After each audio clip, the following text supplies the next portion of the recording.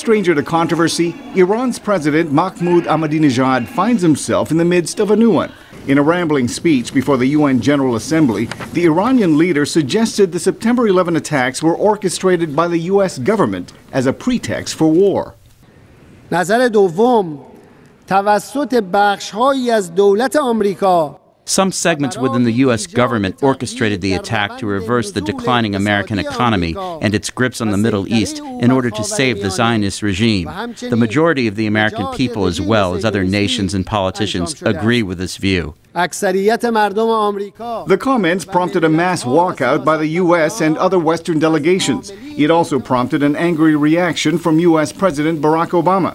In an interview with BBC Persian TV, Mr. Obama called the Iranian leader's assertions hateful and offensive. Particularly for him to make the statement here in Manhattan, just a little north of Ground Zero, where families lost their loved ones, people of all faiths, all ethnicities, who see this as the seminal tragedy of this generation.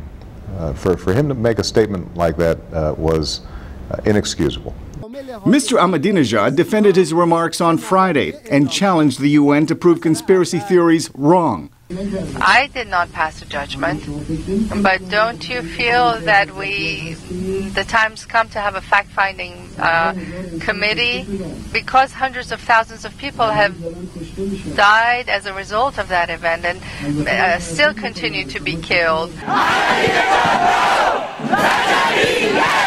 Outside the UN building in New York, thousands of protesters had already passed judgment. Angela Mostashari joined other Iranian immigrants to denounce what they called Iran's repressive regime. I need to be the voice. We all need to be the voice of those people whose voice gets shut off and silenced by killing, imprisonment, and torture, and rapes, and stoning women to death.